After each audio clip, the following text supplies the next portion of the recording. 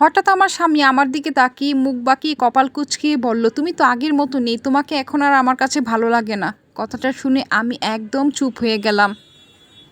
সংসারের সমস্ত কাজ সামলিয়ে রাতের খাবার খেতে বসেছি। সারাদিন সংসারের কাজ, সন্তানদের পড়াশোনা সব কিছু সামলিয়ে শান্তিতে একটু খেতে বসেছিলাম খাবারটা। আমার স্বামীর এই কথাটা শুনে আমার বুকের ভেতরটা একদম চুরমার হয়ে ভেঙে গেল।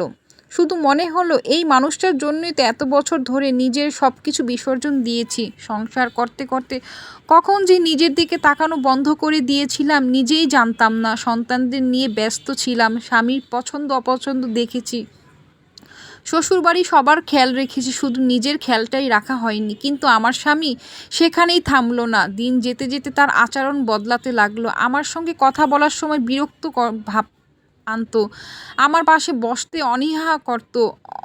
এক সময় বুঝতে পারলাম সে যেন অন্য নারীর প্রতি আসক্ত হয়েছে। আমি যেন নিজের ঘরেই নিজে পর হয়ে গেলাম, এটাই ভাবতে লাগলাম আমি। একদিন দেখি আমার স্বামী পাশের ঘরে ফিসফিস করে কোন নারীর সাথে হেসে হেসে কথা বলছে। আমি গিয়ে দাঁড়ালাম, আমার দিকে তাকিয়ে চুপ হয়ে গেল। আমি বললাম, কার সাথে কথা বলছো? বলল, না কারোর সাথে না, অফিসের কলিগের সাথে কথা বলতেছিলাম।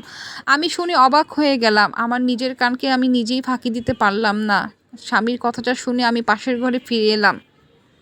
আমার স্বামী ঘুমের ঘরে রেখে আমার স্বামী কার সাথেও যেন এরকম প্রতিদিনই হেসে হেসে ফিসফিস করে কথা বলতো।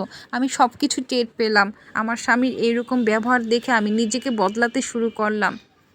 রাতে বাচ্চারা ঘুমিয়ে গেলে একা একা বসে ভাবতাম, আমি কি এতটাই অপ্রয়োজনীয় হয়ে গেছি? সংসারের জন্য এত কিছু করার পরও কি আমার কোনো মূল্য নেই?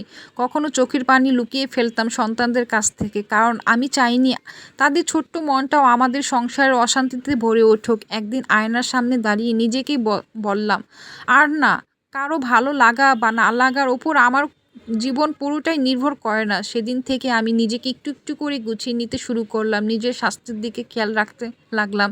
নিয়ম করে খাওয়া, যতটা সম্ভব হাঁটাহাঁটি, পরিষ্কার পরিচ্ছন্ন থাকা, নিজের পছন্দের পোশাক পরা, সব কিছু আবার শুরু করলাম। তবে শুধু নিজের যত্নই নয়, সন্তানদের প্রতি আরও মনোযোগী হলাম। তাদের পড়াশোনা, খাবার, স্কুল, ছোট ছোট আবদার সব কিছু খেয়াল রাখতে লাগলাম।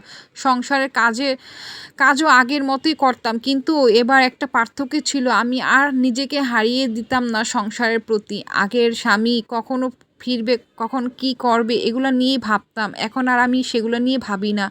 আমার সন্তানদের মুখে হাসি তো আছে, আমার নিজের মনটা শান্ত আছে তো। ধীরে ধীরে